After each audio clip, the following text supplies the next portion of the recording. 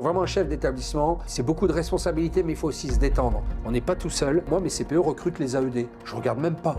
C'est leur équipe, ce sont eux qui recrutent et sont eux qui sont responsables de ce recrutement-là.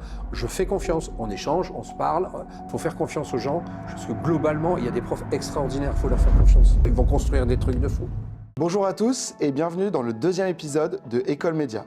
Aujourd'hui, on reçoit Marc Tellier, une personne inspirante, proviseur du lycée Sené à Hénin-Beaumont. Marc devient professeur à 19 ans, puis co-crée un bac pro logistique à 21 ans, pour poursuivre ensuite en Polynésie française et devenir moniteur de plongée.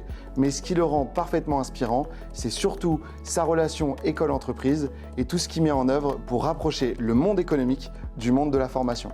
On est persuadé d'une chose, le monde de l'entreprise doit être lié au monde de la formation et de l'éducation. Il a initié des dynamiques innovantes avec les lycées s'engagent, il va nous en parler. Aussi, il a créé et co-créé le comité du Grand Artois en rapprochant 36 lycées professionnels et en créant une dynamique forte entre les lycées. Marc va nous raconter tout ça. Bienvenue dans le deuxième épisode d'École Média. Je m'appelle Marc Tellier et je participe à École Média. Bonjour Marc, ravi de t'avoir aujourd'hui. Bonjour Charles, bien content d'être là. Bienvenue dans le deuxième épisode d'École Média. On va parler de toi, on va parler de ta vie, de tout ce qui fait aujourd'hui ta motivation en tant que proviseur et notamment la relation école-entreprise qui est presque ta spécialité ou en tout cas quelque chose qui t'anime fortement. Avant toute chose, est-ce que tu peux nous raconter un peu ton parcours ? Tu es devenu professeur à 19 ans, puis formateur à 21 ans. Qu'est-ce qui t'a poussé aussitôt à rentrer dans le monde de l'éducation et à devenir enseignant ? Devenir enseignant, ça a toujours été une vocation. Depuis tout petit, j'avais envie d'être prof. Et puis, pourquoi 19 ans ? Parce que je suis issu d'un milieu très modeste. Et après mon bac, je suis parti en BTS, parce qu'effectivement, à cette époque-là, on n'envisageait pas forcément des études longues. Et puis, à la fin du BTS, une annonce, toute bête, à la radio, ils recrutaient des enseignants au lycée professionnel. Et je me suis dit, pourquoi pas, je vais passer le concours, ça me fera un entraînement pour mes examens. Et puis le concours, je l'ai eu, et je me suis retrouvé prof, effectivement, j'avais encore que 19 ans. Et donc après, formateur à 21 ans ? Ouais, alors c'était une époque où il y avait pas mal de recrutement d'enseignants finalement, et je me suis retrouvé dans un lycée professionnel à la frontière belge où la proviseure de l'époque souhaitait ouvrir le bac pro logistique de distribution. Et c'était le seul et unique bac pro logistique de distribution qui allait s'ouvrir en France. Elle avait pris les devants de tout le monde, elle les avait pris de vitesse. Sauf que son souci, c'était qu'il n'y avait personne dans l'établissement qui voulait prendre en charge de bac pro. Et alors, du coup, elle m'a demandé, je pense que je suis arrivé en 7e position, mais elle m'a demandé, est-ce que ça vous intéresse de vous occuper de ce bac pro ? Je lui ai dit oui. Elle m'a emmené à Paris, on est allé à la librairie des entreprises, elle m'a acheté une caisse de bouquins sur la logistique, on est en juin, et elle m'a dit, en septembre, vous avez le bac, donc apprenez, et puis voilà. Donc c'est comme ça que je suis devenu, effectivement, alors bon, il y avait un cycle de formation avec... notamment la FTF Team, et donc c'est comme ça que je suis devenu un petit peu le formateur de mes homologues qui étaient bien plus âgés que moi. Excellent. Tu as même enseigné en Polynésie française avant de revenir en France. Qu'est-ce que cette expérience t'a apporté dans ta vision et de l'éducation, et qu'est-ce que ça a changé en toi d'aller en Polynésie française ? Alors la Polynésie, pareil, c'est plein de hasards, de rencontres. Je croise une prof, je fais mon service militaire en tant que prof et je me retrouve au rectorat l'été à faire l'accueil. Et je rencontre une prof qui part à Mayotte et qui me parle des territoires d'outre-mer et des dom-toms et qu'il y a des lycées pro dans les dom-toms. J'avais 25 ans, donc je ne savais pas trop. Et donc, je décide de candidater. Et je candidate, et puis... Tant qu'à candidater, je candidate pour la Polynésie, et puis je suis pris. Et donc me voilà parti en Polynésie pendant 5 ans. C'était une expérience extraordinaire d'ouverture aux autres, d'ouverture au monde, de rencontres. Et donc j'ai passé 5 années extraordinaires. Et ce que ça m'a apporté fort en termes d'enseignants, c'est la gentillesse des gens, le fait qu'on peut être prof sans être enfermé dans des règles très strictes. Sans être dur, quoi. Ouais. Le tutoiement est de rigueur en Polynésie. Et donc, les élèves nous tutoient. mais ils nous tutoient tout en respectant. Et ça crée quelque chose, ça crée une ambiance dans la salle de classe. Quand l'élève appelle en disant ah, « Prof, viens me voir ici, j'ai besoin de toi ». Il y a de la proximité directement. Ouais, mais tout en gardant beaucoup de respect. J'ai appris là-bas qu'on pouvait avoir des règles, avancer, travailler avec un groupe d'élèves, tout en passant des bons moments ensemble, en étant détendu. Il n'y a pas besoin d'être stressé face aux élèves. Et donc, ça m'a appris ça. Et je suis revenu, je pense, solide dans ma posture d'enseignant. Excellent. Et tu as même passé un diplôme pour devenir formateur de plongée. Oui, c'est ça, parce qu'on a. Bon, je ne vais pas dire que professeur, on a beaucoup de temps, mais on a un petit peu de temps pendant les vacances. Et donc, j'avais sympathisé avec un club de plongée, je faisais un peu de plongée, et puis le gars est un petit peu en difficulté sur sa gestion d'entreprise, et puis moi, c'était un truc qui me plaisait, donc comme j'avais un peu de temps, je l'ai aidé, et puis on a sympathisé, et puis j'ai passé mes diplômes de plongée, puis finalement, je l'ai aidé à encadrer des baptêmes, des sorties, donc je suis devenu moniteur, oui. Du coup, tu passes par différents types d'établissements, des collèges, des lycées généraux, des lycées professionnels. Et pourquoi tu as voulu plutôt te spécialiser ou en tout cas te donner à l'enseignement professionnel? Donc après ces 5 ans, je rentre en France, voilà, je me retrouve dans le Nord. Je suis TZR, ça me plaît pas. J'avais eu en tête l'image d'une proviseure que j'avais eue dans mon premier établissement. Tout le monde disait que c'était une chef d'entreprise, en la critiquant un petit peu. Et moi, je me disais, mais c'est une chef d'entreprise, mais c'est quand même vachement bien d'être chef d'entreprise dans un lycée. Et donc voilà, donc, j'ai fait mes armes, donc rentrant remplaçant, j'ai fait quelques établissements scolaires, et puis je suis devenu personnel de direction dans un collège tout d'abord, mais c'est pas la même chose. Voilà, mes premiers amours, c'était les élèves de lycée professionnel.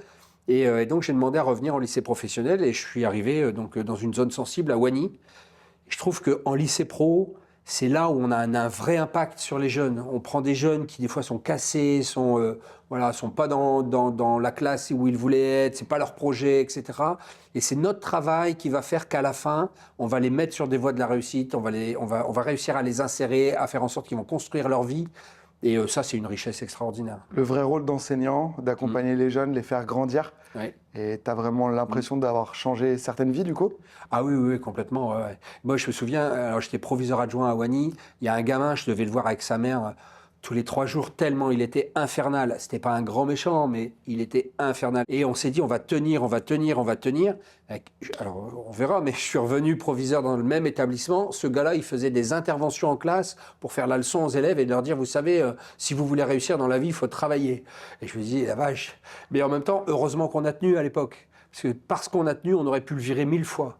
Mais parce qu'on a tenu, finalement, il s'en est sorti. Et finalement, c'est lui qui venait donner des leçons. Et ça, c'était super. Et des exemples comme ça, on en a plein. Et tu as un exemple justement qui te vient en tête d'un jeune que tu as réussi à accompagner et peut-être à faire changer complètement de direction? Oui, j'ai un gamin qui avait été renvoyé de chez ses parents. Il n'avait plus de famille, il vivait chez sa tante. Mais une fois qu'il a été majeur, il se retrouvait dans un foyer. Le soir, il s'enfermait. Alors, il rentrait très vite. Souvent, il séchait les dernières heures de cours parce qu'il voulait rentrer dans son foyer le premier, être à l'ouverture tout de suite pour s'enfermer dans sa chambre. Parce que passé 19-20 heures, des gens arrivaient, et ils étaient alcoolisés, ils se battaient, tout ça. Donc lui, voilà, il vivait dans cet environnement-là. Et donc, on s'est un peu battu avec et l'intendance, et le fonds social, et l'assistante sociale, tout ça, pour lui trouver un petit appartement. Et puis, en attendant qu'il ait ses documents jeunes majeurs, le gamin, il a été au bac. Après, il est parti en BTS. Alors, je l'ai perdu de vue, mais encore une fois, si on n'avait pas été là, si l'école n'avait pas été là à ce moment-là, je ne sais pas ce qui serait devenu ce gamin-là. Et tu te rends vite compte que dans le lycée à Wany, justement, qu'il y a un besoin entre la relation entre l'école, le lycée et le monde de l'entreprise. Oui. Et tu te rends compte que c'est important de connecter ça et que ça peut surtout continuer cette mission d'éducateur. Et du coup, quelle est cette première prise de conscience? Comment ça se passe? Du coup, pourquoi tu analyses ça et pourquoi tu en viens à te dire ça? Comment je vois ça? On a des vagues de départ en stage en entreprise. Souvent, effectivement, bon, les profs trouvent des stages, ça se fait un peu naturellement à la direction d'un lycée. Et puis surtout en tant qu'adjoint, on est un petit peu éloigné de ça. Mais une fois, je m'intéresse un peu au nombre de conventions qui sont rentrées, pas rentrées, tout ça, et je m'aperçois qu'il y a 60% des gamins qui n'ont pas de stage. On est quoi? On est à 1 semaine du départ en stage. Et donc, ça commence à me faire réfléchir en me disant, mais comment ça se fait qu'on n'a pas de réseau d'entreprises qui peuvent nous aider à accueillir ces gamins en stage? Pourquoi c'est pas plus fluide que ça? Et donc... Et là, on prend conscience que malheureusement, certains élèves de lycée pro n'ont pas le réseau oui. et ils ont besoin d'aide. Et c'est là où tu te dis, il y a quelque chose à faire. Ah oui, et donc, ils n'ont pas le réseau. Les entreprises ne nous connaissent pas. Et peut-être que nous non plus, on ne les connaît pas suffisamment, on ne connaît pas leurs contraintes, on ne connaît pas leur fonctionnement. Et donc, on invite tout le fichier. Alors, à l'époque, c'était courrier papier. Hein. On invite 1000 entreprises à venir le jour de la semaine école entreprise. C'était en novembre. Et donc, on invite 1000 entreprises à venir, tout notre fichier stage, tout notre fichier fournisseur, etc., etc. Et le jour J, il y a 4 personnes qui se pointent, dont 2 de la mairie. et je me dis, mais quoi Il y a un problème. Il y a un problème, il y a un vrai problème. Voilà. Et donc, on envoie là, tant de jeunes en stage chaque voilà. année, on fait plein de choses pour les entreprises, mais il y a deux mondes voilà. qui ne se connectent pas. Quoi. Non, on ne se connaît pas. Et les quelques entreprises qui viennent découvrent et à chaque fois sont surprises de ce qu'ils voient dans les ateliers, les machines, les profs, notre savoir-faire. Souvent, les élèves en entreprise sont un peu dénigrés. À ce moment-là, je me dis qu'il y a un vrai sujet, école-entreprise, on ne se connaît pas. On se connaît pas. Et donc, où sont les clés pour pouvoir faire en sorte que ce soit plus fluide et qu'on arrive enfin à se parler? Et du coup, quand tu deviens proviseur, Oui. là, quelles sont les actions que tu mets en place concrètement? Du coup, c'est à Wani que tu redeviens proviseur? Oui, c'est ça. En fait, bizarrement, de proviseur adjoint de Douany, je pars principal d'un collège et puis on me demande de reprendre le lycée de Douany. Et donc là, j'introduis la chambre de commerce, le MEDEF. Je vais voir un petit peu comment ça se passe, pourquoi est-ce qu'ils nous connaissent, dans quelle mesure ils nous connaissent. Et donc on commence à tisser un petit réseau d'entreprises et je découvre les clubs. Les clubs d'entreprise de la chambre de commerce. Alors sur le nord, dans le Nord-Pas-de-Calais, notamment dans le Lensois, il y a pas mal de clubs d'entreprise. Et donc je commence à m'introduire dans les clubs d'entreprise, à aller à leurs réunions, à m'inviter à leurs réunions. Des fois je me fais jeter. Hein. D'ailleurs, on me dit quoi, vous êtes proviseur, qu'est-ce que vous foutez là? Ouais. C'est ce que j'allais dire. Ils doivent être étonnés de voir un proviseur arriver. Oui, tout à fait. Ouais. Et puis, on arrive à discuter, ce sont des gens raisonnables, mais c'est vrai que sur un club notamment, le gars me jette. Quoi. Je lui demande si je peux devenir adhérent, il me dit ah non, je pense pas. Proviseur, tu dois pas. Un lycée, c'est pas. Ça n'a rien à faire dans un club d'entreprise. Et donc là, tu te dis, il y a un travail à faire. Et donc voilà, donc là je me dis il y a un gros boulot à faire et on va y retourner, on va repartir au charbon et voilà, on va introduire ces clubs. Donc ceux qui m'ont ouvert les portes, on y est allé. On y est allé et puis on a commencé à discuter, puis on les a fait venir surtout. À chaque fois on a fait venir les clubs. Tu vois, je redis 1000 courriers, 4 mecs qui arrivent le truc. On fait venir un club d'entreprise, il y a 50 chefs d'entreprise. On n'a même pas envoyé une seule invitation. Ça change tout. Et ça change tout. Et là on met les petits plats dans les grands, on fait une super soirée, on fait des démonstrations de machines en nocturne, voilà, et avec des élèves qui sont présents, en plus, les élèves sont hyper contents, hyper fiers. Puis les profs aussi, vraiment une grosse dynamique qui se met en place. Et le président du club de l'époque me dit, de mémoire de club, on n'a jamais fait une aussi belle soirée. Ouais. Et je me dis, là, ça y est, je pense qu'on a une première clé. On va faire des trucs comme ça, et on va faire venir les clubs dans le lycée. On va leur montrer ce qu'on sait faire, et voilà. Et là, c'est le début d'une vraie machine pour la relation école-entreprise. Là, c'est le début d'une vraie machine. Tu vois machine. direct un impact sur les stages, tu vois direct un impact sur les jeunes. On voit un impact sur les stages des jeunes parce qu'en fait, faisant venir les clubs au lycée, on a le logo du lycée qui sort, ils ont visité le lycée, ils nous connaissent. Quand il y a une demande de stage d'un des élèves du lycée, ils font le lien avec ce qu'ils ont vu, avec ce qu'ils ont vécu, etc. Et donc, les élèves, on a un accueil beaucoup plus favorable en stage qu'avant. Alors, c'est pas du jour au lendemain, mais on sent un effet. Et puis, c'est surtout qu'on se fait un réseau. Je vais dans des rencontres business, voilà, j'essaye tout ce qui se fait autour des clubs d'entreprise, j'y vais et j'occupe le terrain pour montrer qu'on existe. Et voilà, et tout doucement, on sent que ça fait ses effets. Vraiment. Et du coup, là, on est en quelle année? On est en 2012-13. Et donc, on ne parle pas encore de toute la réforme du lycée professionnel, on n'est pas là-dedans. Et du coup, tu commences à te rendre compte qu'il y a un vrai impact et il y a des choses que tu peux faire changer. Oui. Et là, tu te dis, j'ai peut-être une petite clé, comme tu dis, pour arriver à faire connecter le monde de l'entreprise et celui de l'école et à faire avancer les choses. Ensuite, tu as créé du coup le comité Grand Lance pour du coup fédérer les établissements et les entreprises.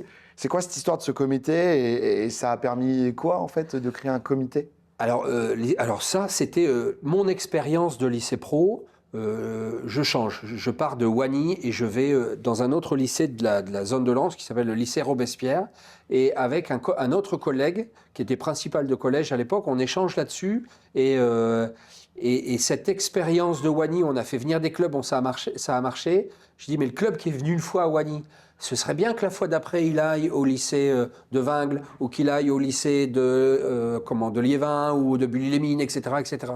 Et donc, on se dit, et si nous aussi, on faisait notre club finalement?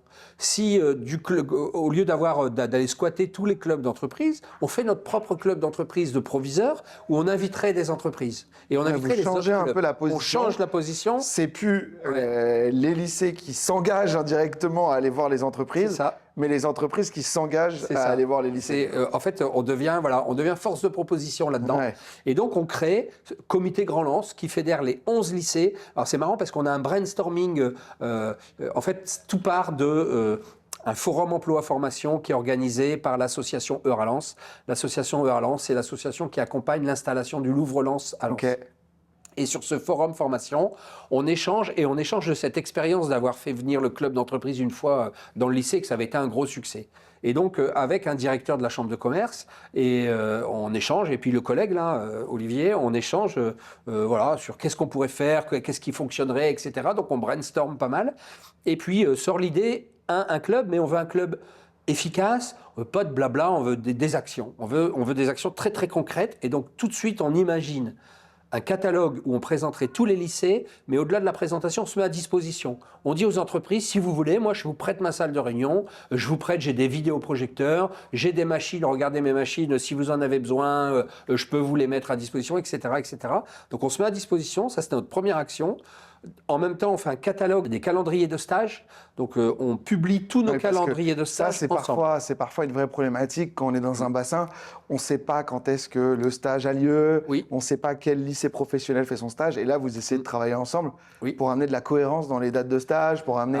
Oui, c'est tout à fait ça. On met de la cohérence, même si ça, c'est pas facile. Hein. Quand j'ai 5 CAP électriciens, forcément, en première année, tout le monde va vouloir envoyer ses élèves en juin. Ouais, non, mais c'est sûr. Bon, ça, on n'y échappe pas. Mais sur les autres dates, on peut essayer de s'entendre un petit peu. Ça, c'est du bon sens. Ça, c'est du bon sens. Et puis, de dire aussi aux entreprises, regardez, entreprise d'électrotech, si on reprend le même exemple, regardez, voilà tous les lycées qui font de l'électrotech et voilà leur calendrier de stage. Ce qui fait que si c'est en février que vous êtes plus favorable à prendre un stagiaire, regardez quel lycée envoie ses stagiaires en février, puis vous pouvez rentrer en contact avec eux. Et donc, vous allez les coordonnées des gens. Et puis, au-delà de ces coordonnées, on met un numéro vert dans la liaison école-entreprise en disant, si vous avez une question, cherchez pas. Cherchez pas qui appeler, cherchez pas. Appelez ce numéro-là et on fera fort de vous mettre le bon expert au bon moment très vite. Vous ne perdrez pas de temps. Et donc, ça sont nos 3 actions. Et ça marche. Et le comité Grand Artois, là, et du coup, qu'est-ce que tu vois comme impact sur les jeunes, sur tes collègues aussi proviseurs, sur ton lycée? C'est quoi l'impact que tu vois le plus le premier impact, c'est on travaille ensemble les lycées. Alors à cette époque-là, je suis coordo de bassin, donc ça prend du sens pour moi, puis j'ai une certaine légitimité à animer animer le réseau des collègues. Et donc, ce qui arrive, c'est une action concrète, facile, et du coup, les gens travaillent ensemble.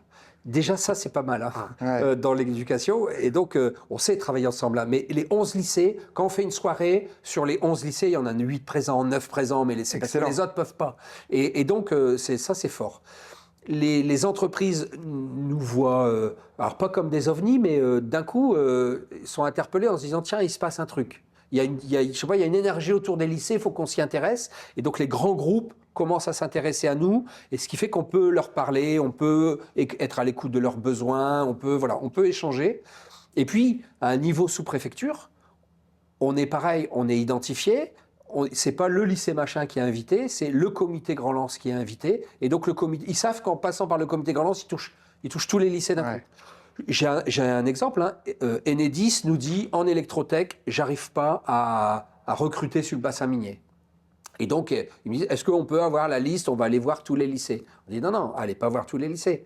Je vais vous mettre dans une salle et je vais vous mettre tous les lycées devant vous d'un coup. Comme ça, vous allez gagner du temps, vous allez pouvoir montrer vos besoins. Et puis, Le lycée machin, il va répondre là-dessus. Le lycée machin, il va répondre là-dessus. On va essayer de se coordonner pour avoir une réponse la plus concertée Et possible. du coup, Enedis se dit là... Et donc Enedis, ils disent super. Ça, on reproduit ce genre de réunion. On l'a fait avec les hôpitaux de Lens, on l'a fait avec des gros groupes qui ont des gros besoins. On essaie de réfléchir ensemble à comment on peut répondre ensemble. Les entreprises ont besoin de collaborateurs formés. Vous êtes là pour ça. Oui. Et les lycées doivent écouter et répondre et s'adapter aussi.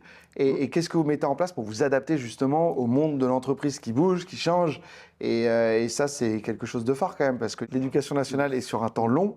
Et vous, les entreprises doivent être sur un temps plus court. Ouais. Donc, comment tu t'adaptes et qu'est-ce que tu mets en place là, du coup, pour essayer de... À ce moment-là, en fait, ça commence à s'assouplir. C'est vrai que l'éducation a cette image, et ce qui est vrai, hein, d'une formation initiale sous statut scolaire, il faut un temps de dingue pour pouvoir la créer, l'installer. Voilà. Et puis même pour la fermer, c'est très très long. Donc on ne se lance pas à la légère dans une formation, parce qu'on sait que ça va nous mettre 10 ans à la fermer si jamais ça ne marche pas. Et donc, tout ce qui fait que tout ça, c'est très long. Et puis il y a des RH, il y a du recrutement, il y a des trucs, Alors que quand on commence à parler apprentissage, quand on commence à parler coloration de diplôme, ça s'initie à ce moment-là, coloration de diplôme, et puis apprentissage surtout qui commence à se détendre un petit peu sur les propositions d'ouverture. Et voilà, on arrive à répondre à des besoins. Je me souviens d'un groupe avec lequel, peut-être on en reparlera tout à l'heure, avec lequel là, on reprend des liens très solides et on est en train de construire un truc de dingue. Et ce groupe-là, à l'époque, a besoin de téléconseillers. Et la formation n'existe pas sur le bassin. Et donc, on s'est vu, on a échangé, et puis on a ouvert une mention complémentaire vente à distance avec un groupe spécifique dédié à cette entreprise-là pour répondre aux besoins de cette entreprise-là. Et tu t'es adapté du coup au monde de l'entreprise. Et on s'est adapté au monde. Et comme c'était de l'apprentissage, c'était flexible. Ça marche, ça reste, ça marche plus, ça s'arrête. Et comment tu montres aux jeunes, et tu arrives à montrer aux jeunes que le lycée professionnel, c'est pas une voie de garage? C'est de la com en fait, hein. C'est beaucoup de com, beaucoup d'exemplarité. C'est un fait. Les lycées pro, c'est pas une voie de garage. On a des réussites de dingue. Juste, il faut qu'on les montre. Et donc, comment on les montre? Quand nous, on a une action au lycée Cenay, là, le lycée que je dirige, on a un process d'information des collégiens et de recrutement. Ce matin, on avait 300-400 collégiens qui sont venus dans l'établissement de tous les collèges aux alentours. C'est nous qui avons organisé, avec les bacs pro gestion administration, donc ce sont les élèves qui ont organisé cette manifestation. Ils ont organisé donc la venue des 400 collégiens. On a payé les bus. Et donc, c'est un mercredi matin, ils n'ont pas cours l'après-midi. Et donc, ces collégiens, on les ramène au lycée et on leur organise une visite de tout le lycée. Alors, le lycée Cenay, hein, c'est beaucoup de formations différentes. On va d'un pôle industriel à un pôle hôtellerie-restauration, avec un pôle tertiaire au milieu, de la sécurité, des métiers du sport. Donc, on a vraiment une carte des formations qui est très, très vaste. Et tu essayes de leur créer la petite flamme. Et voilà, et on leur fait tout voir. Le gamin, il arrive, il dit « je veux faire cuisine ». Et globalement, on lui dit « c'est bien, mais c'est pas grave, tu vas quand même aller voir la chaudronnerie, ce qui se passe ». Et donc, en 2 heures de temps, il visite tous les ateliers. Et dans chaque atelier, chaque classe, chaque groupe a créé un petit moment un peu sympa, avec une démonstration, avec un moment sympa. On leur montre Erasmus, parce qu'on fait beaucoup d'Erasmus, il y a un atelier, voilà, des lieux de vie aussi, parce qu'on pense que la vie scolaire, c'est très important. Et donc, ils visitent, en 2 heures, ils font tout le tour du lycée, et avant de sortir, on leur dit, est-ce que vous avez envie de revenir une demi-journée ou une journée passer avec nous pour approfondir un sujet, ou plusieurs sujets, hein. Ils peuvent revenir plusieurs fois. Et donc, on fait ce qu'on appelle les mini-stages ou les stages d'immersion. Et donc là, pour le coup, nous, c'est industriel, hein. On en fait plus de 750 cette année. Et du coup, là, tu crées des vocations. Non, et globalement, les chiffres sont impressionnants. C'est 1 sur 2 qui fait une demande d'orientation chez nous à la fin. 1 sur 2. Et donc, rien que là, moi, mon taux de pression pour les spécialistes, hein, c'est le nombre d'élèves qui ont demandé le lycée en veut 1 par rapport au nombre de places. Et donc, mon taux de pression est passé de à peine 1 à 1,5. Donc, j'ai augmenté de 50% l'attractivité du lycée sur les collégiens en quelques années. Donc, communication avec les entreprises pour faire venir les boîtes, voilà. Communication avec les collèges pour faire venir les collégiens. C'est ça. Et du coup, au milieu, ce lycée professionnel qui du coup, est le rassemblement entre la formation, la relation école-entreprise et une zone aussi où un jeune peut faire les choses différemment. J'imagine qu'ils sont contents aussi de pouvoir faire quelque chose, se sentir utile. Est-ce que tu vois que cette génération elle a besoin d'ailleurs de se sentir utile? Est-ce que tu sens qu'il y a des besoins aussi là-dessus? Ouais, je pense que ces jeunes ont... Oui, ils zappent vite. Hein. C'est vrai que c'est la génération téléphone, tout ça. Il faut être très dynamique, je pense, dans ce qu'on propose aux élèves. Et donc, nous, effectivement, on essaye de travailler beaucoup en mode projet. dans toutes les classes, les objets confectionnés. On a un restaurant d'application, il est ouvert tous les midis, il est ouvert 2 fois par semaine le soir. On fait des prestations extérieures, alors pour des partenaires institutionnels, hein, on fait le recteur, on fait le préfet, etc., le conseil régional, on fait des prestations, mais globalement, on les refuse jamais, ces prestations, parce que ce sont autant d'occasions pour des gamins de se mettre en valeur quelque part et de valoriser leur métier, puis même de se challenger. On a une prestation pour la semaine bleue des personnes âgées de la ville. C'est 650 personnes dans la salle de sport à servir à table avec une entrée froide, une entrée chaude, etc., etc. Et donc, c'est toute la filière restauration du lycée qui est mobilisée, et en cuisine, et en service ce jour-là. C'est un balai de serveurs dans la salle, tout ça, c'est super impressionnant. Mais les gamins, ils en ressortent. Il n'y a qu'à voir sur les réseaux. Ouais, ils ont la banane, ils sont fiers, ils se prennent des selfies avec tout le monde. Et puis, ça communique énormément. Donc, on essaie de valoriser. On fait des portraits d'élèves régulièrement, où on essaie de montrer, de mettre en valeur des parcours un petit peu atypiques. Et puis, la force du lycée, c'est de réussir à faire de l'accompagnement individualisé, de faire du cousu humain avec des gamins, quand on a 1600 gamins quand même dans l'établissement. Et voilà, donc ça c'est vraiment notre force et c'est ce que les gens nous reconnaissent. On sait s'arrêter sur des situations particulières et prendre en charge un gamin de façon particulière et lui monter un truc rien que pour lui parce qu'il a ce besoin-là à ce moment-là. Donc on a compris ton parcours, tu as été enseignant, puis après dans les lycées professionnels, tu es devenu proviseur adjoint, puis maintenant proviseur, et là du coup tu es proviseur au lycée Cenay à Hénin-Beaumont comme on disait. Quelle action pour toi est la plus marquante et pourquoi? Je sais que tu as fait, du coup, on a parlé des mini-stages, il y a eu Erasmus, tu as fait aussi beaucoup de choses contre la lutte, contre le décrochage. Quelle est l'action qui te marque le plus? J'ai une histoire humaine en fait avec l'équipe. J'étais proviseur au lycée Douany, je suis parti principal de collège et au milieu de l'année scolaire, de la 2e année scolaire, j'ai un coup de fil de l'inspecteur d'académie un jeudi soir qui me dit, c'était son cabinet, hein, ils me disent l'inspecteur d'académie veut vous voir demain matin à 9h dans son bureau. Alors, est-ce qu'il y a un sujet, il se passe un truc? Il dit non, vous saurez demain. Bon, je n'ai pas super bien dormi, j'avoue. Et donc le lendemain, j'arrive dans le cabinet de l'inspecteur d'académie et puis il me dit le lycée Douany où vous aviez été adjoint 2 ans avant est en crise. On vient de supprimer 18, il supprime 18 postes et donc il y a grève, tout ça, et le collègue personnel de direction s'est mis en arrêt de travail. Il faut aller faire le pompier là-bas. Et donc on est le vendredi matin, je lui dis ok, ça démarre quand? Il me dit ça démarre lundi. Je dis ok, il dit c'est pas tout, lundi soir vous avez un conseil d'administration et donc vous supprimez 18 postes. Et donc, je dis ok, super. Bon voilà, donc je dis oui, on ne peut pas dire non. Et, alors comment on gère pour quand il y a 18 postes qui sont annoncés à supprimer? Ah bah c'est bon, du stress le week-end. J'ai contacté les collègues parce que je revenais en tant que chef alors que j'avais été adjoint, donc j'avais quand même les DDF, je les connaissais bien. Il y avait quelques profs que je connaissais, donc j'essaie de comprendre la situation. Et puis l'adjoint aussi qui était arrivé à ma place, on avait gardé un peu de contact, donc pareil, on s'appelle tout ça le week-end. Et puis j'arrive le lundi, on fait un comité de direction tout de suite, cellule de crise, et puis tout de suite on dit aux profs en conseil d'administration, de toute façon vous vous asseyez même pas, vous votez contre, vous me laissez une semaine, et on travaille, et à la fin de la semaine on essaie de vous faire une autre proposition. Par contre il n'y aura qu'un one-shot, puisqu'en conseil d'administration, la 2e fois si c'est encore refusé, la répartition, c'est le chef qui décide. Donc ça veut dire que, bon là, ils doivent me faire un petit peu confiance. Ouais, on a une chance de réussir et de se mettre d'accord surtout.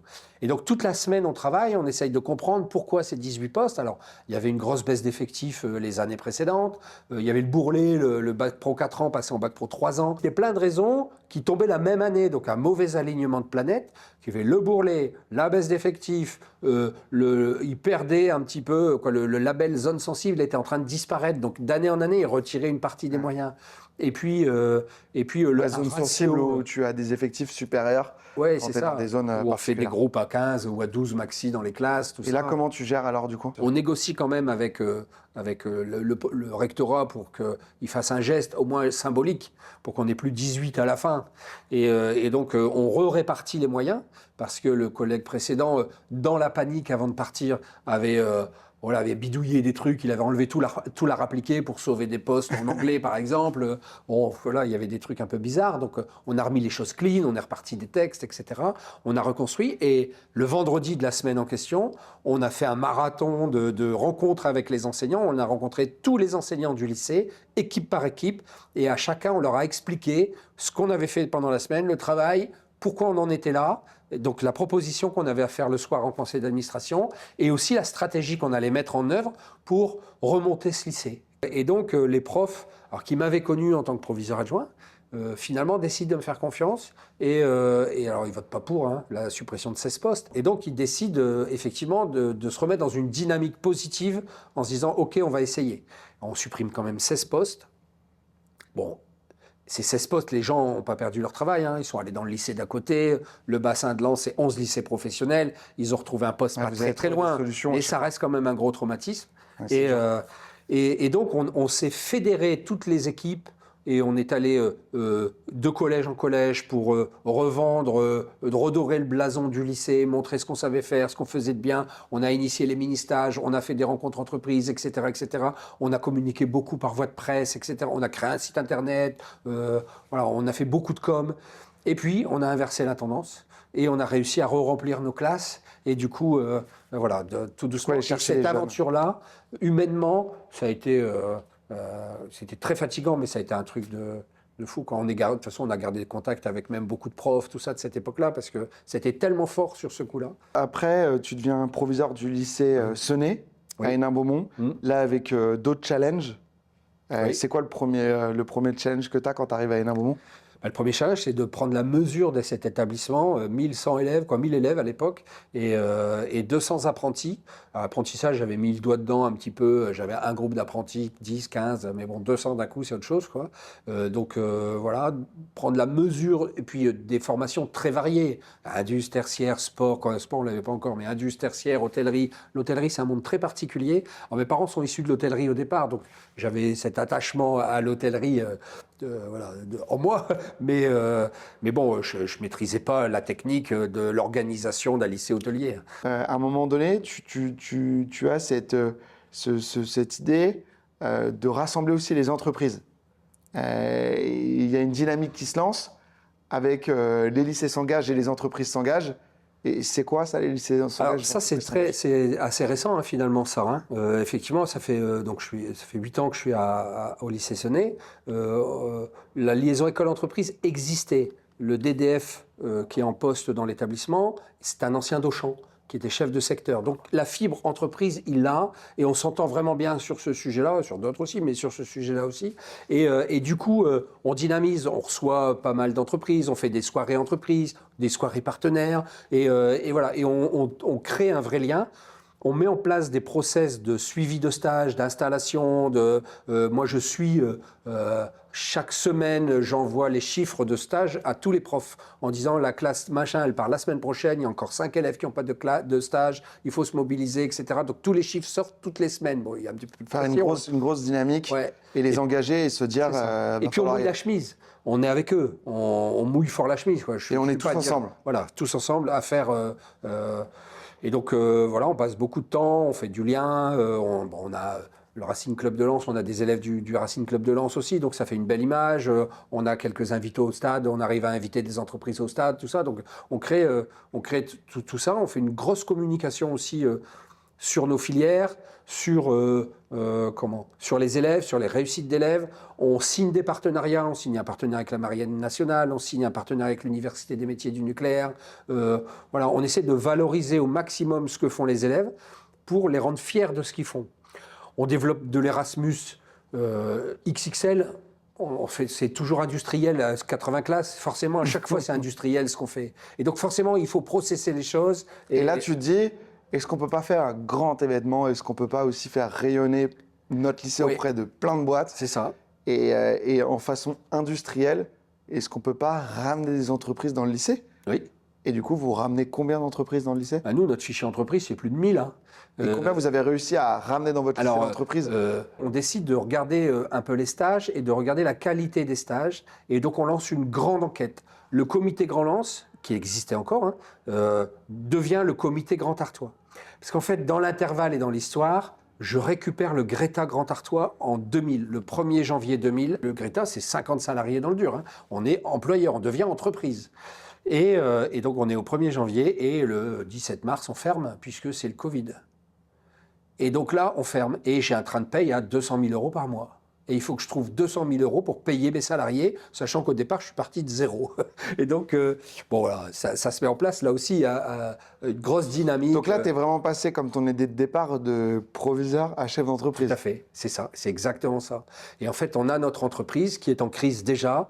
Alors, on est bien accompagné, hein. Je suis avec un autre collègue, je ne sais pas si on dit des noms, mais avec Bertrand, on a la même vision. Et du coup, pendant la crise Covid, on est en réunion tous les matins ensemble, et on reconstruit une organisation de Greta. On se bat pour récupérer tout l'argent qu'on peut récupérer à droite, à gauche, auprès de la région, du machin. On avait le droit d'envoyer des cours et de se faire rémunérer pour envoyer des cours. Bon, je ne sais plus, on a 25 000 euros de frais de timbre, un truc de fou, quand on envoie des cours partout. Et donc voilà, et donc on sort aussi de cette crise-là, mais c'est vrai que du coup ça nous a mis vraiment en position entreprise. Et le Greta, c'est plus lent. Le Greta, c'est le Grand Artois, donc c'est 3 bassins d'éducation, c'est 36 lycées. Et on se dit, la cohérence, elle est là. C'est le Grand Artois, la Chambre de commerce, c'est le Grand Artois, le MEDEF, c'est le Grand Artois, et donc le comité Grand Lens, il doit migrer et il doit devenir le comité Grand Artois. Ouais, et donc c'est plus 11 lycées, c'est 36 lycées. Et avec les 36 lycées, la première action forte qu'on fait, c'est on va interroger la qualité des stages en entreprise de tous les lycées. Et donc on lance une grande enquête auprès des élèves, auprès des profs et auprès des entreprises en leur disant « c'est quoi un stage réussi pour vous ?» Et donc on a pas mal de retours d'enquête, on fait l'analyse et on décide de faire une grosse soirée au lycée. Je croise le chemin de Philippe Lamblin entre-temps, qui est délégué Hauts-de-France sur l'emploi à pourvoir, les emplois à pourvoir, et qui est ambassadeur des entreprises s'engagent. Et donc, on invite les entreprises s'engagent qui viennent de se créer. Hein. Il y a peu de temps avant, ils viennent de se créer. Et moi, je trouve le concept... Donc, entreprise s'engage, c'est la dynamique de dire les entreprises doivent s'engager dans les lycées. C'est ça. C'est un peu l'histoire de... Alors, pas que dans les lycées. C'est la volonté du président de la République d'avoir une dynamique qui est mise en place par Thibaut Guilhuy, qui est à l'époque haut commissaire à l'engagement des entreprises pour la ministre du Travail. Et donc, l'idée, c'est de dire aux entreprises... vous serez encore meilleur si vous avez un engagement sociétal fort. Et dans cet engagement sociétal, il y a un volet lycée pro, lycée jeunesse, puis lycée professionnel. Il y a un engagement développement durable, il y a un engagement handicap, emploi des seniors. Donc voilà, il y a plein d'engagements, mais il y a un engagement. Et là, tu te dis, une belle raison, il y a quelque chose à créer entre nous, avec ces entreprises s'engagent, avec votre projet que vous avez du coup de rassembler des entreprises, de créer du lien avec les lycées. Et là, avec Philippe Lamblin, du coup, tu dis pourquoi on ne pourrait pas organiser une soirée ? C'est ça. Et donc, fort de cette enquête, on se dit on va inviter plein de gens et on va restituer l'enquête, on va essayer d'échanger ensemble pour que les entreprises prennent conscience que les stages réussis du point de vue d'un jeune, c'est ça. Et du point de vue d'un prof, c'est ça. Mais aussi que les profs prennent conscience qu'un stage réussi du point de vue de l'entreprise, c'est ça. Et de comprendre les contraintes des uns et des autres. Comprendre vraiment les points de vue. C'est ça. Et de croiser ça. Et c'était une soirée extraordinaire. Alors, la rectrice est là, parce que la rectrice, dès le départ, a accompagné la dynamique du comité Grand Lens et comité Grand Artois. Et donc, combien d'entreprises arrivent ? Je sais pas, on a 150, 200 personnes dans la salle. Hein, il y a plus de 100 entreprises qui sont là. On a donc des gens qui viennent de Paris. On a l'inspectrice générale qui est en charge des relations école-entreprise qui vient voir ce qui se passe. C'est Isabelle Bourris à l'époque. On a donc le recteur, on a le préfet, on a le patron d'EDF qui vient pour voir ce qui se passe. Et les entreprises s'engagent qui viennent pour voir ce qui se passe. Et en fait, moi là-dedans, je regarde les entreprises s'engagent avec un regard un peu jaloux parce que ils reprennent le lead quelque part. On avait les clubs d'entreprise, on devait demander pour pouvoir rentrer dans le club, on crée notre club et là les entreprises viennent et on reprend un peu le pouvoir sur ce truc-là. Et là, hop, ils reprennent le pouvoir à nouveau avec les entreprises s'engagent, c'est eux qui rayonnent, tout ça. Et je me dis, mais nous aussi on doit s'engager, quoi. Les entreprises s'engagent, les lycées doivent s'engager. C'est une relation bilatérale. Donc, oui, et puis ça peut pas être qu'à sens... Ouais, c'est ça, c'est pas à sens unique. Les lycées doivent s'engager. Voilà. Et donc, on doit être volontariste sur tout ça, sur l'insertion, sur l'emploi, sur la dynamique école-entreprise, mais aussi sur d'autres sujets, sur Erasmus. Nous, on fait 100 Erasmus par an. Il faut voir la richesse de ce truc. On transforme des parcours de jeunes, quoi. Et donc, on décide de répondre aux entreprises s'engagent avec un label qui s'appelle les lycées s'engagent. Et là, du coup, vous créez... Et là, on crée une machine. Dynamique. Ouais, en disant, OK, nous aussi, on va être les lycées s'engagent. c'est ça. Et comme à l'époque, dans l'histoire du comité, maintenant, c'est les lycées aussi qui vont aller. C'est ça. Et tu remets un peu la dynamique C'est ça. inversée. Et alors, on se fait déborder, mais très positivement, hein. Philippe Lamblin m'appelle au mois d'août et il me dit « Ouais, Marc, les entreprises s'engagent dans le Pas-de-Calais, il n'y a pas beaucoup d'inscrits, il faut qu'on fasse un gros truc en septembre chez toi, on invite plein d'entreprises, puis ils vont s'inscrire aux entreprises s'engagent, on va développer le truc. » Donc, je lui dis OK. Alors, plutôt que de le faire chez moi, puisqu'on avait fait chez moi l'année dernière, on va le faire dans un autre lycée, puisqu'on va faire rayonner le comité Grand Artois en même temps. Et donc, on va aller au lycée de Vingles. Et donc, fin septembre, on programme la date. Donc, bon, ça va vite, hein. On rentre en septembre. Fin septembre, on a déjà une grosse opération. Le collègue, il pense faire ça dans une petite salle avec 100 personnes. Quand on voit les inscriptions qui arrivent, je lui dis ouvre ta cantine, c'est mieux, parce que on va jamais rentrer dans ta salle. Et donc, il ouvre la cantine. On a 400 personnes dans la salle. Il y a 400 entreprises personnes dans la salle. qui viennent dans un lycée. Voilà, dans un lycée pro.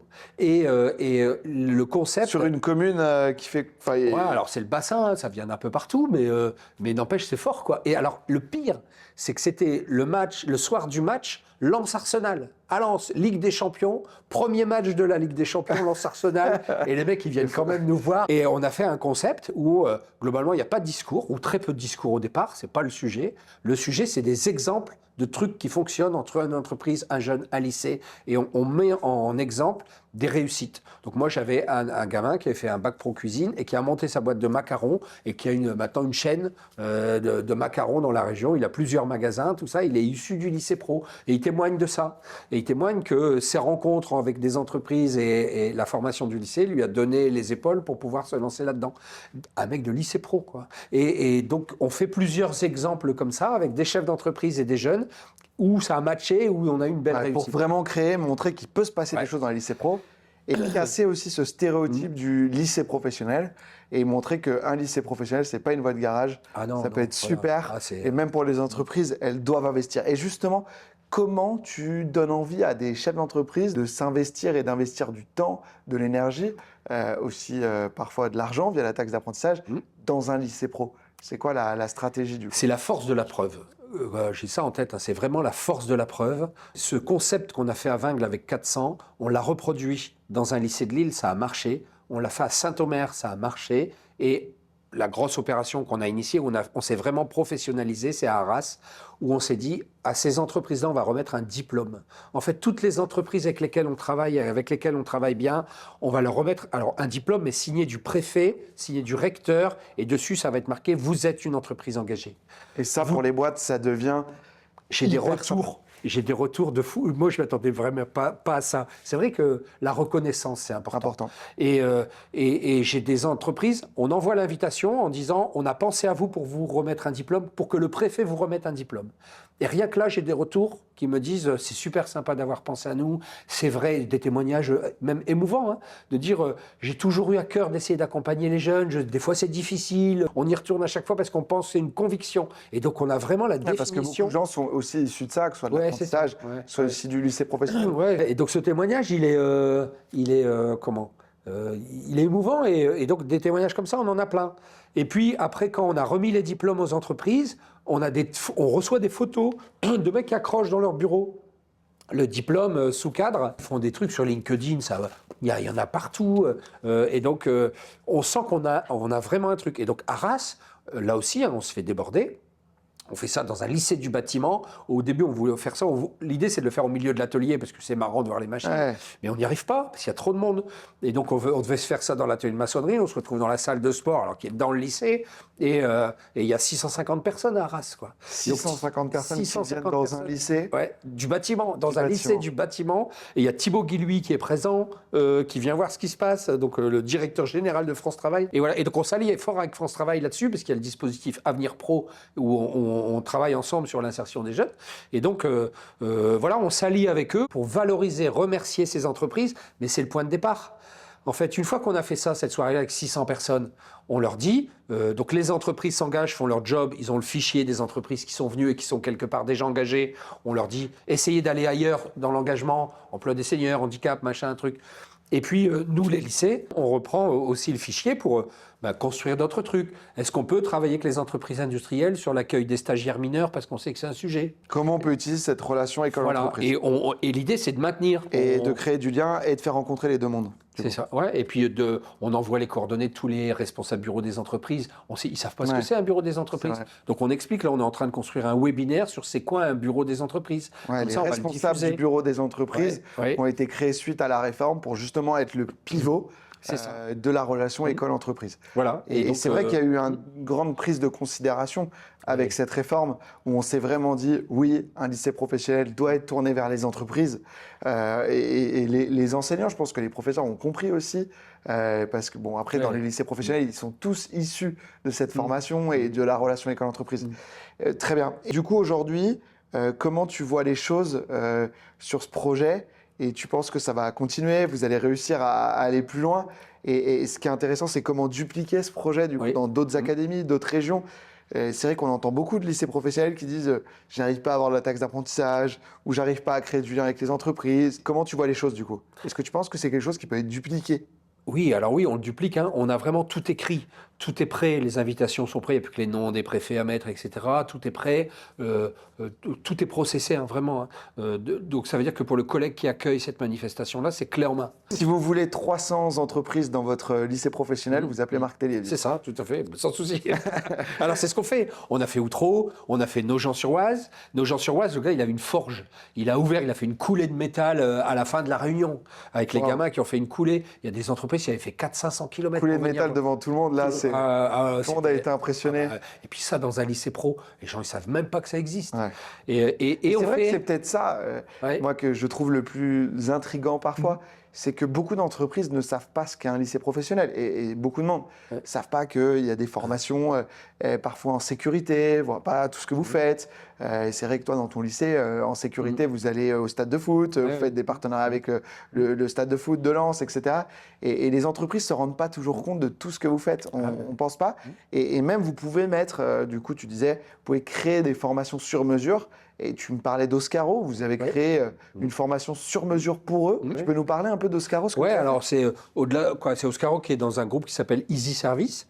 C'est le plus gros employeur privé de Lens, 1900 salariés. Alors c'est de la plateforme téléphonique en accueil entrant. Et donc eux ont besoin de jeunes, de gens qui ont la connaissance du matériel d'une plateforme téléphonique et donc vente à distance. Donc le diplôme qui correspond, c'est le BTS NDRC, qui correspond pas mal à cet emploi-là, mais avec une forte coloration ou mécanique ou assurance. Là, ils ont vraiment des gros besoins autour de l'assurance.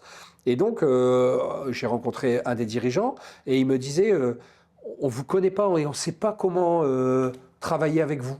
On aimerait bien, mais on ne sait pas par quel bout le prendre. Et donc, on a processé un truc encore. Là, ils sont venus présenter leur entreprise à tous les élèves de Bac Pro Commerce. Alors, chez moi, en terminale, c'est 105 élèves. Donc, ils sont venus présenter leur entreprise aux 105. Certains élèves ont souhaité faire une immersion chez eux d'une journée pour voir ce que c'est un plateau téléphonique, vivre avec un salarié une journée complète, voir ce qui se passe dans la journée. Une fois que ça sera fait, si certains disent « bah oui, ça peut me plaire », Parcours Y en ce moment avec le stage de 6 semaines du mois de juin, ils vont faire leur stage de 6 semaines de mois de juin là-bas, et si ça match, contrat d'apprentissage BTS NDRC avec une coloration du BTS sur l'assurance, et c'est un de leurs formateurs assurance qui viendra donner des cours chez nous pendant le BTS. Un BTS NDRC un peu particulier, quoi. Voilà, coloré assurance. Excellent. Et puis comme il veut faire un peu de RSE, l'entreprise va être la marraine d'une de nos classes, et puis leurs salariés auront l'occasion d'être tuteurs et mentors de nos élèves, de certains de nos élèves. Et du coup, tu as des retours un peu de jeunes sur ce qu'ils ont vécu? Oui, on a des retours de jeunes. Moi, je suis surpris. Alors, on fait des suivis de cohorte, on a des chiffres, des trucs comme ça. Globalement, ça marche plutôt bien. Je crois que les derniers chiffres, c'est 82% des gamins ont une solution en sortie de bac, soit d'emploi, soit de poursuite d'études. On est plutôt satisfait de ce qui se passe. Et puis après, de temps en temps, on a comme ça des aventures individuelles de gamins qui reviennent. Là, moi, j'ai une gamine là qui est revenue témoigner auprès d'élèves de restauration. On a fait une opération où plein de restaurateurs et des anciens sont venus parler à nos élèves actuels. Parce qu'on est en milieu de première année pour des secondes bac pro ou des premières années de SAP. Puis il y en a certains qui ont un petit coup de mou, ils se demandent est-ce que c'est vraiment la bonne filière, est-ce que j'ai fait le bon choix, etc. Et donc ces anciens... Pas facile de prendre des décisions à cet âge-là. Bah, bien sûr, bien sûr. Et puis c'est un métier particulier, quoi, surtout l'hôtellerie. Les horaires sont décalés, voilà, on travaille quand les autres ne travaillent pas, quoi. Bon, c'est un peu bizarre. Besoin d'un peu d'être reboosté du coup. Et voilà, et puis de leur montrer que c'est beau, quoi, et que c'est un métier extraordinaire. Et donc ces anciens sont venus raconter ce qu'ils se font actuellement après 5 ans, après 6 ans. Et donc j'ai cette demoiselle, la Virginie, c'est la première élève qui est partie en Erasmus, donc c'est pour ça que je suis un petit peu attaché à elle. Elle est restée, elle a eu mention très bien au bac en cuisine. Elle est partie pour avoir un BTS et elle n'a pas réussi. En octobre, elle n'y arrivait pas, elle pleurait, ça ne marchait pas. Et donc elle est venue nous revoir en disant... Quoi, je ne veux pas travailler tout de suite, j'ai à peine 18 ans, mais je ne veux pas que ça s'arrête maintenant. Et donc, on a réfléchi avec elle, et puis on l'a prise à nouveau en bac pro service ce coup-ci.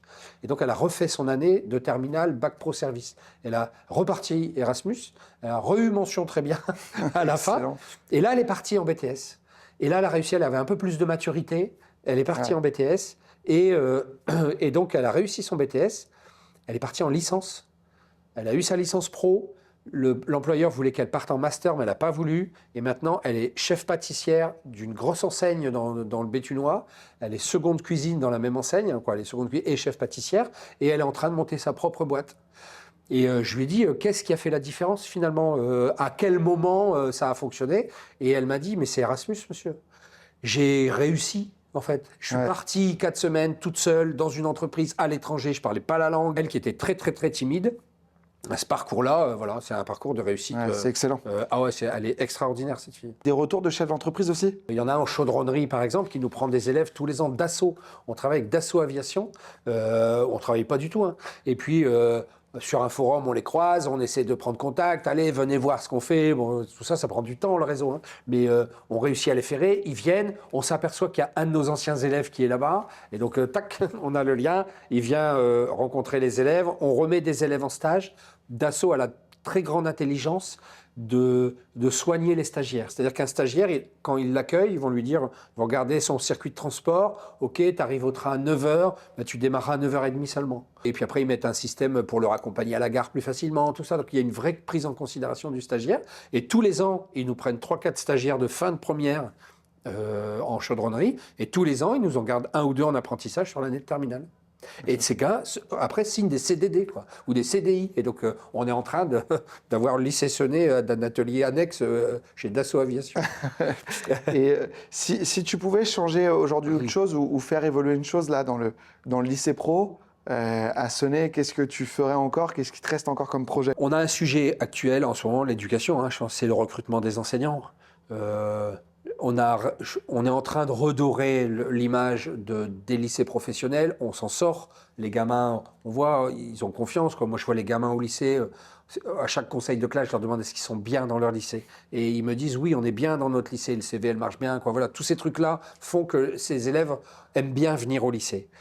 Maintenant, il va falloir convaincre des gens de devenir prof et de rester prof et de leur dire c'est un métier extraordinaire. Il y a des aventures extraordinaires. Là aussi, la petite flamme. Ah oui, oui, oui, oui. Parce que tu fais ta visite pour tes entreprises et tu fais ta visite pour tes élèves. Il faudrait peut-être faire la visite aussi à des gens qui veulent devenir enseignants. Des étudiants en master.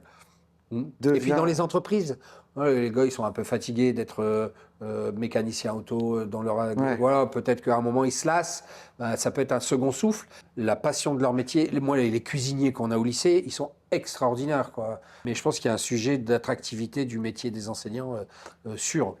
Après, la réforme de la voie pro nous a donné tous les outils, je pense, pour que ça marche. Ouais. Entre la lutte contre le décrochage, tout droits ouverts, avenir pro. Alors le parcours Y, il est un petit peu compliqué à mettre en place, mais il faut le tester avant de dire que ça ne va pas. Et la rémunération des stages, la gratification des stages. Il y a eu des énormes changements avec les réformes. La gratification des stages, les taux d'absentéisme en stage ont baissé, les taux d'exclusion en stage ont baissé, le taux d'élèves qui sont en stage le premier jour du stage, celui qui a réussi à trouver, il a augmenté. J'ai tous les élèves en stage. Quel conseil tu donnerais justement à un proviseur de lycée pro? Tu lui dirais quoi? Par où commencer en fait? Va dans les clubs d'entreprise, recherche des clubs d'entreprise, va sur Google, tu mets clubs d'entreprise dans la zone, tu les contactes. Club Ok. RH, club business. Il faut aller investir les clubs et puis il faut réussir à les faire venir. La force de la preuve, encore une fois, si une entreprise, on la met dans le lycée, on lui montre, ça va changer les choses. Et derrière, elle va prendre un stagiaire. Alors effectivement, l'accompagnement des stagiaires, il faut qu'on soit solide. On ne peut pas bâcler l'accompagnement des élèves qui sont en stage. Il y a des visites de stage à faire. Il faut être disponible si l'entreprise appelle pour dire le gamin il est absent, etc. Il faut s'en occuper. Au départ, il y a beaucoup d'entreprises qui ont fait des enquêtes de satisfaction. C'est tout bête à faire, hein, mais c'est tellement bien d'avoir ce retour entreprise, de dire voilà ce qui a marché, donc on fait un Ouais, enquête de parfois c'est dur satisfaction. d'entendre certaines choses. Ouais, Mais mais il faut c'est les pas grave. améliorer, il faut le faire. Entre une première année de CAP et une deuxième année de bac pro, c'est quoi la différence? Et qu'est-ce qu'on fait faire à l'un, qu'on ne fait pas faire à l'autre, etc., Ouais. etc. Et donc ça, nous, c'est notre point noir, il faut qu'on le travaille. Mais il faut en avoir conscience et nos enquêtes de satisfaction permettent de le voir. Il n'y a pas deux mondes, il faut que ce monde travaille ensemble. La finalité du lycée pro, c'est que nos jeunes trouvent du travail à la fin. C'est Et surtout s'ils ça. trouvent du travail en ayant une tête un peu remplie avec des actions citoyennes, culturelles, etc., du Erasmus, voilà, où on la leur a, vision extérieure. leur a fait comprendre un peu le monde, c'est encore mieux. Ok. Est-ce que tu as un exemple de relation école-entreprise autre que tu aimerais présenter? Notamment, je crois, avec EDF, ou vous avez, ou Oui. ENGIE, où vous avez fait des. EDF, des on actions a signé un partenariat avec l'Université des métiers du nucléaire et donc on a des élèves qui sont boursiers de l'Université du nucléaire, des élèves chaudronniers qui font un petit dossier sur c'est quoi le nucléaire, etc., qui s'engagent à suivre un parcours avec un parrainage d'entreprises qui travaillent pour le nucléaire, ne travaillent pas en centrale forcément, hein, mais qui travaillent pour le nucléaire, et puis avoir un module on appelle ça une coloration de diplôme, un module de sensibilisation aux réglementations de sécurité en centrale.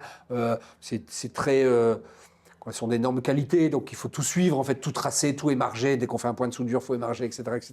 Et donc, on les sensibilise à ça. Et donc là, c'est un partenariat très, très fort. D'ailleurs, Luc Raymond est venu dans le lycée. Donc, Luc Raymond, c'est le patron monde d'EDF. Il est venu dans le lycée rencontrer les gamins et échanger avec eux. Donc EDF s'engage. EDF s'engage. Est-ce que tu as C'est une pas mal. anecdote qui illustre un peu parfaitement la réalité du métier de proviseur? Proviseur, pour moi, il faut être dans l'action, il faut être exemplaire, il faut être présent, il faut mouiller la chemise, il faut être avec ses équipes, il faut faire confiance. et moi, je pars en Erasmus avec des classes des fois. Alors pendant les vacances, souvent ça déborde pendant les vacances, donc je les rejoins pendant mes vacances. Mais je vais partager ces moments-là pour bien les comprendre.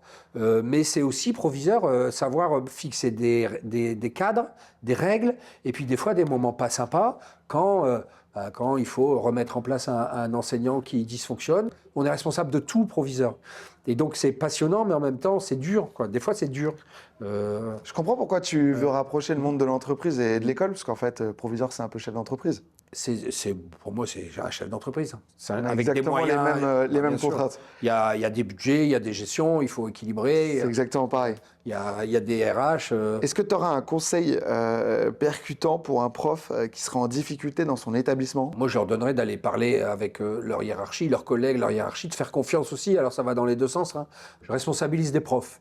J'ai un référent culture, il a une décharge de service, je lui donne des heures supplémentaires pour gérer le projet culturel du lycée. Il a un objectif, toutes les classes doivent participer à un projet culturel dans l'année, toutes.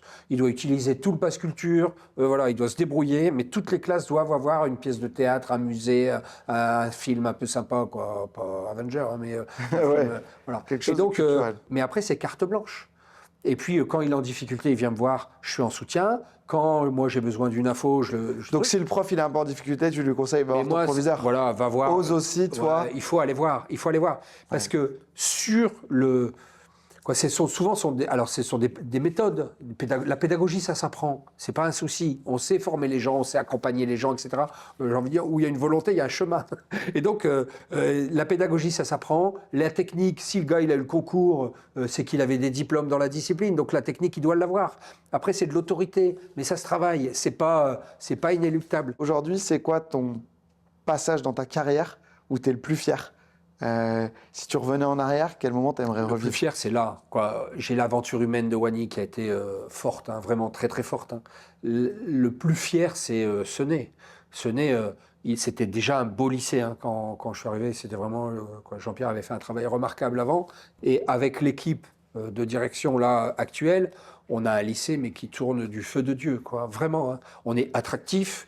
on perd pas trop d'élèves, on est ensemble et je pense que les élèves sont bien dans leur lycée et globalement on a des bons taux de réussite. La confiance, quoi. Je crois vraiment un chef d'établissement, c'est beaucoup de responsabilités, mais il faut aussi se détendre. On n'est pas tout seul et moi mes CPE recrutent les AED. Je regarde même pas.